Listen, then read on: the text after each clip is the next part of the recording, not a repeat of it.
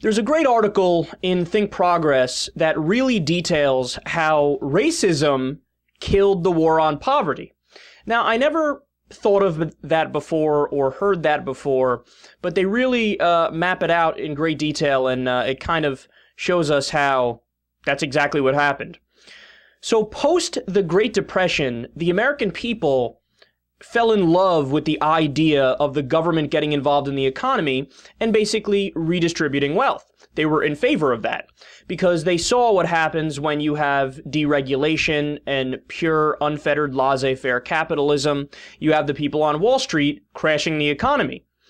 So one of the things that would often happen is that elected officials would talk about eliminating poverty as a policy goal. And it would be an applause line for both Democrats and Republicans, talking about the rank and file too, along with the politicians. And this is something that, wouldn't occur to you today because you're so used to the political climate that goes on right now, where we can't even get a Democratic politician running for president to really bring up poverty. They'll focus more on the middle class. They almost never bring up poverty. So what happened? How did the focus change? Quote, the 1935 Social Security Act and other initiatives excluded the black population and were largely seen as acceptable by the white majority. But following World War II and the rise of the Civil Rights Movement, welfare programs opened to African Americans, triggering a counterattack from conservatives in both political parties who sought to portray these programs as wasteful, unnecessary, and encouraging government dependence. So do you comprehend what they're saying? The open and brazen racism of white America started us down the road of demonizing these tremendously successful government programs. I mean, that's wild. That's so depressing. I have to say, I feel like embarrassed on behalf of all white people for being so stupid. And then Reagan came along, and he would tell just made up stories that exacerbated this narrative. For example, one time he said, quote, now we declare war on poverty. But seriously, what are we doing to those we seek to help? Not too long ago, a judge called me here in Los Angeles. He told me of a young woman who'd come before him for a divorce. She had 6 children, was pregnant with her 7th. Under his questioning, she revealed her husband was a laborer earning $250 a month. She wanted a divorce to get an $80 raise. She's eligible for $330 a month in the Aid to Dependent Children program. She got the idea from 2 women in her neighborhood who'd already done that very thing. So they flat out make up stories. I mean, Reagan had this story of this welfare queen that he would talk about all the time, where she made $150,000 a year simply by having kids. Total and utter bullshit. In fact, if you look at the history of abuse in government programs, the number usually hovers around the same area, anywhere from 1% to about 3%. So across time in the U.S., sure, there's 1% or 3% of people who might take advantage of a program that's specifically for the unemployed or people who genuinely fell on hard times. But not that many of them. Really not that many of them. And also, why would you want to throw out the baby with the bathwater? I mean, you want to hurt 99% of people who genuinely need it, or 97% of people at worst, just to say fuck you to those 3% or 1% who aren't doing the right thing? I mean, that's ridiculous.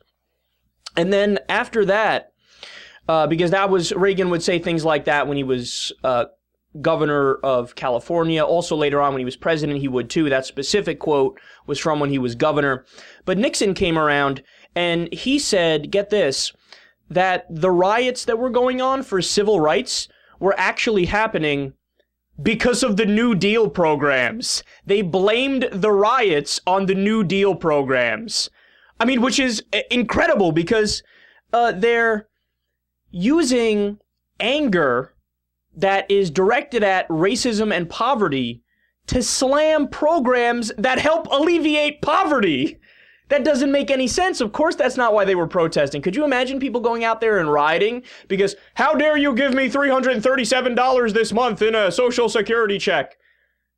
What? That's ridiculous. So again, it's the right wing taking something and perverting it and pretending like, the government programs are responsible for all the evils in society. It's the old trick where you make the middle class blame the poor for all their problems. And while that goes on, of course, the rich run out the back door with all the money. And then, Reagan was the master salesman of bullshit. So when he became president, white America was done.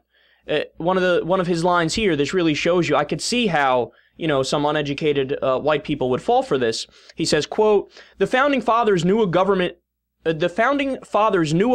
can't control the economy without controlling people. And they knew when a government sets out to do that, it must use force and coercion to achieve its purpose.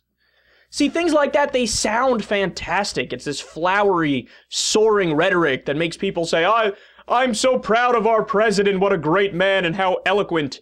But at the end of the day, what the fuck does that mean? It doesn't mean anything. He's basically saying the government can't get involved in the economy at all without us being total fascists or being total authoritarians or totalitarians. And we know that's bullshit. There's a wide area between total fascism or totalitarianism or authoritarianism and social security or unemployment checks. So when you think about it for 3 seconds, you realize they're full of shit. And then by the time you get to Clinton and Bush and Obama, they all have continued to one level or another the framing that the right set up years ago. And they haven't really fought back against poverty like FDR did, for example, or like LBJ did, for example. So what we need is a transformational figure on the left. Not Obama. People might think that that's what he is, but he's more of a Clinton Democrat. He's what they called a new Democrat who does this political strategy called triangulation, where they say, I'm above the fray, I'm a centrist, I agree sometimes with the Democrats and sometimes with the Republicans, so vote for me because, aren't I so reasonable? Well, the problem with that is the spectrum has shifted so far to the right that both the Republicans and the Democrats are occupying the right wing of the political spectrum. So if you're in the center between those two, you're just a right-winger. So what we really need is a groundbreaking, transformational liberal figure who's unapologetic, and they can shift the paradigm back to the left, shift the spectrum back to the left, and bring us back to sanity. Of all the things that we have wars on in the U.S., we have the war on terror. That's been a massive failure. The war on drugs. That's also been a failure. But we don't any longer have a war on poverty. We just kind of sit back and accept it like, yeah, that's what happens. Poverty's fine. Hello? It's just, it's like the sun coming up and sun going down. It's just part of reality. No, it's not. We actually can get rid of it or certainly limit it tremendously. It just requires a little bit of effort.